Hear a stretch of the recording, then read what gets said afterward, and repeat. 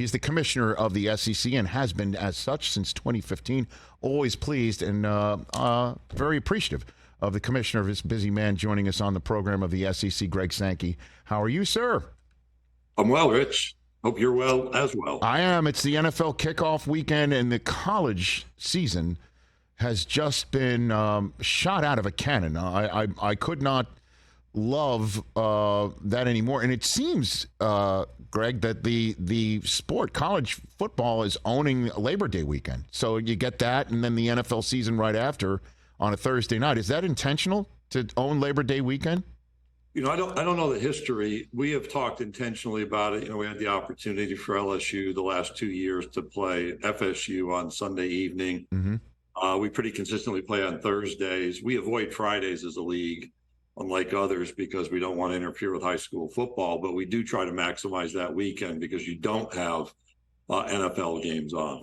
And I know, again, this is not your bailiwick at all, but I just got to throw it out there because the story is Deion Sanders and what Deion's been able to do with the transfer portal and 86 new kids and coming in and doing what Colorado did against TCU. And I'm just wondering your reaction to seeing 86 new kids and a dynamic, world-famous individual as a head coach at a school that had one win coming out of the box like that. What do you think when you see that, Commissioner? Well, I did not have a chance to see the game. Obviously, watch the story or follow the storyline in the off season. Deion is a dynamic personality who draws people in, has obviously drawn people into his program, both those who are going to play and those who want to watch.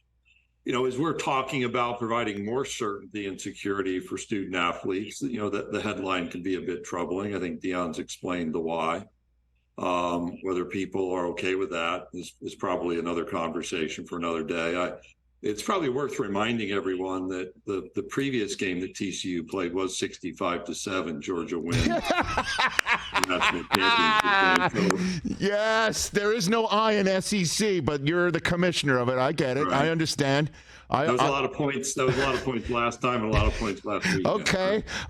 I understand. Way to bring it back to your conference, but I think it is a conversation to be had that there's 80 that the transfer portal has been used to transform a program's success, and I'd imagine Colorado is not complaining about it at all. But what would you find troubling about it, Commissioner? Well, the issue is, I think the expectations for how we support student athletes are higher and higher, and I haven't followed the narrative of where everyone may have transferred to. The good news is, there's a lot more freedom for people who look and say, you know what, I'm not going to play here. And Rich, what I don't know is all the storylines and all the reasons. And I'm not the representative for the why necessarily. I am fully attentive to our need to be a part of the solution to make sure student athletes are well supported, that they find places to be educated and to play. And I think that's the concern that draws attention. That is we're going to Congress, we're having conversations about how college athletics continues to change and support young people. Whether it's Colorado, I think we've seen this roster turnover in basketball for a few years.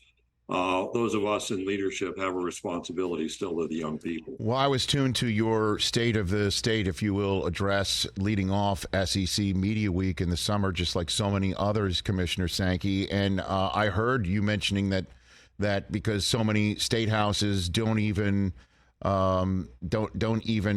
enforce the laws that they have or support them. They just say these are the laws. You go. It appears that you mentioned federal help is needed. I heard that, and I said, good luck. Good luck. Like what? Walk me through how you see this actually coalescing to be helpful.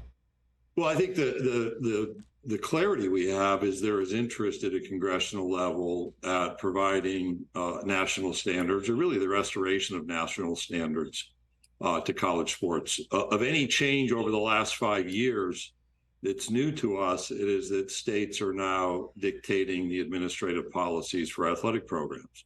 For instance, you have states that introduced name, image, and likeness activity. And as you heard me that day, I don't have any indication that states are active in enforcing the laws they've adopted.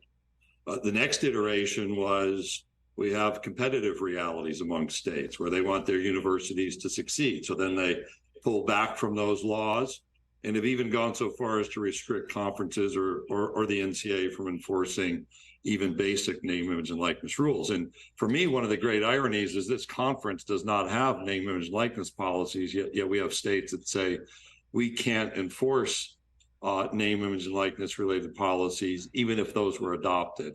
I don't think that makes a lot of sense, given that this is a voluntary association. Our members come together, have meaningful conversations, and make decisions about the right rules with the right guidance from legal counsel. So it's kind of a catch-22, and the only way you can resolve that would be for preemption of state laws. That's the congressional act.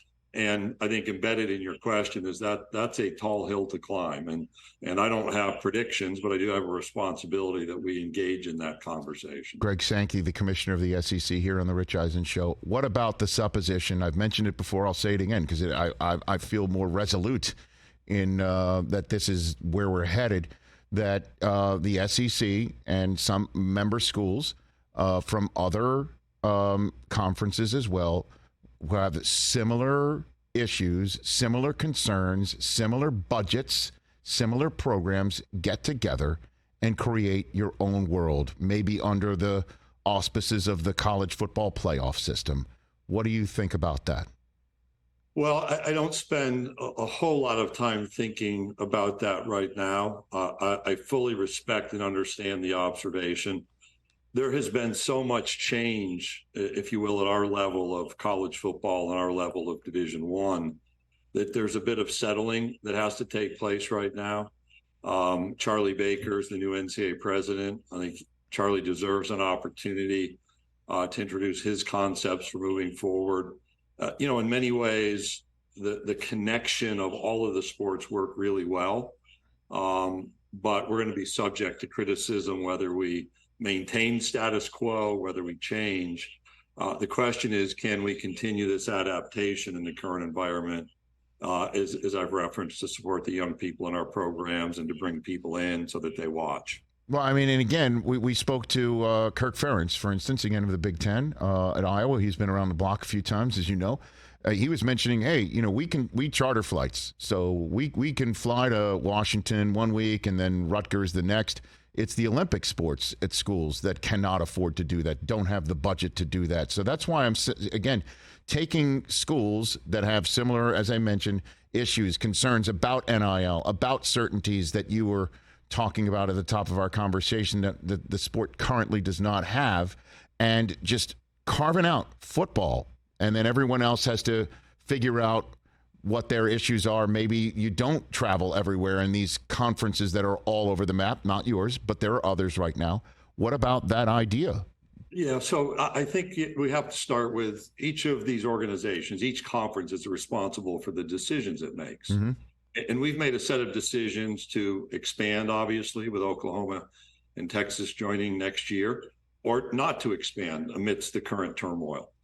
Because we understand who we are. And in fact, I was just looking at a draft of next year's football schedule with the opponents and dates, and we're going to have schools that travel less in football. I also think, and this is a philosophy of our conference, that what we do in football is reinforced by what we do in basketball and in baseball and softball. In other words, it just means more attitude we communicate is reinforced over and over because we're not lost in playing other people or creating confusion about what games mean how much within your schedule. We understand conference games, we understand conference rivalries, and we're actually restoring a set of rivalries with our expansion. I do think, though, you hit on a reality that in a number of sports that play multiple times in a week, the distance of travel and multiple time zone presents a difficulty that our decision making doesn't require us to manage. And so you mentioned how what I'm, harping on, to use a phrase, right now, really can't be addressed or heated as a reality or even in the realm of reality until things settle, I think is the word you said, things settle. What's your sense on when things are going to settle? Well, it depends on how we define things, right? Okay. If it's the narrow lane of conference membership. Yes. You've seen the change, particularly with the Pac-12 being reduced as it stands right now to 2 members next year, which is going to be, there's a lot of home and homes if that were to stay. So that's a point of change that's expected. And so, Rich, that's part of it. When you look at the bigger picture, the state and federal legislation, the litigation we have, that's a matter of years to resolve itself. And back to your original question, those of us in these key leadership positions have a responsibility to be in dialogue about how do we move forward in the most healthy way. And to the extent different solutions are introduced and considered and opinions expressed, we have to be attentive to what that might mean for the future. And you said you also wanted to give the new NCAA honcho, Charlie Baker, former governor of the great state of Massachusetts, a shot, for the lack of a better phrase. I might be paraphrasing what you said earlier. What has he told so far? What has he put on the table in front of you and maybe Tony Petitti and the rest of the conference commissioners? I think, first of all, he's been collaborative with us. He's been engaged in conversation. I think he's been public about bringing in an outside firm, Bain Consulting, to take a look at the NCAA. Sent a letter with, I think, at the end of July, early August, with here's some indication of where we're headed. I haven't seen the full plan or the full set of changes that might be introduced. I think that's a bit of the waiting period. What has been refreshing is there is a newness that provides some momentum. There's a willingness to look at things a bit differently with Charlie and some of the team he's brought in. And that is part of the reason I think patience is warranted right now. And then what about your conference? Any thoughts on expansion at all? Or are you done with that? Well, no, we've had opportunities, but I don't look at a number. I look at what's right for us. We're really focused on 16. We have the University of Texas playing at the University of Alabama this Saturday, and really a sign of things to come, which will be an incredibly exciting evening. We're finalizing our 24 football schedule, and our focus is on 16. We're very attentive to what's happening around us, but we're not in the expansion mode at this time. Okay, and any sense that when you do, the Atlantic Coast Conference just picked up a Pacific Coast team or two, and the Big Ten has a Northwestern in it, and now 2 teams from the actual Northwest. Would you consider somebody from outside the Southeast or even in that area? Obviously, I know Texas isn't technically Oklahoma. West. Would you expand in the same way that these other conferences have, coast to coast? Would you consider when we've discussed opportunities, we are focused on really who we are. And there's a no embedded in that. One never knows what the future may hold. But one of the great conversations with our presidents and chancellors, really the week after the USC and UCLA move, was, we know who we are.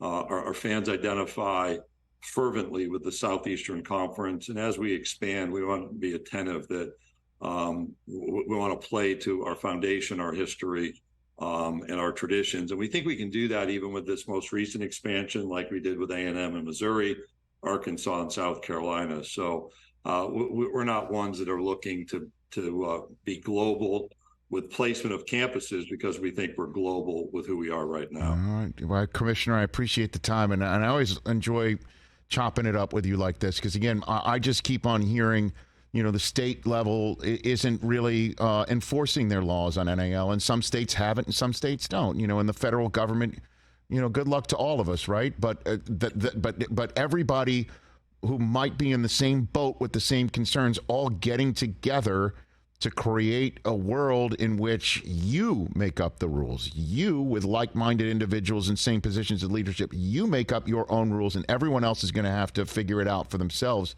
I just feel that's inevitable. I think there is something about the like-mindedness. When you go back to the state issue, one of my concerns is for young people. If you heard as you referenced my Media Day speech, I talked about our student athletes deserve better than this environment we have now. They're asking you for it too. I heard you say that. Yeah, absolutely. And in fact, you saw a lawsuit filed that I saw reported on the ESPN, update.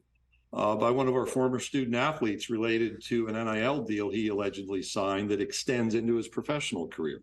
We don't have consumer protections. We don't have regulation like other parts of the sports world have. And so we are dealing with antitrust lawsuits. There's a level of complexity here that is, I'll use the word magnificent when I talk to high-level attorneys. So there's a lot to figure out. And to your point about people getting in a room and figuring out the pathway forward, I have no disagreement with that. We just have to do it in the environment that's been introduced to us lately. Commissioner, thanks again. Enjoy Texas and Alabama. I know the rest of the country will, and your season. And let's do this more often. I really always enjoy our conversations. Thank you. Absolutely. Thank you. You got it. That's Greg Sankey, the commissioner of the SEC, right here on the Rich Eisen Show.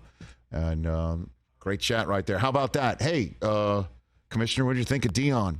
Well, you know, last time TCU played, somebody from our conference dropped a huge 60-burger bomb on top of them. I thought you might enjoy that answer. That was great. I think Stetson Bennett just threw another touchdown. He wants to say that. Yeah, that's what he wants but to he's, say. He's nice. So he's at 60,000 feet. polite. You know what I mean? Are we putting that at Tom Petty level? Not quite Richard? Well, no, whatever's the lowest Petty. So it was pretty low. He was Like Lori Petty. Lori Petty. Petty. Okay. Yeah. Lori Petty. You know, hey, did good job. I didn't see the game in Colorado. Good job. Saw the score. Last time TCU played, a little bit more than a 3-point margin of difference at the end. Yeah, we hung 60. All good. Confetti dropped. That made me laugh, man. I didn't see that answer coming. Catch the Rich Eisen Show every single day on the Roku channel, 12 to 3 Eastern, for free.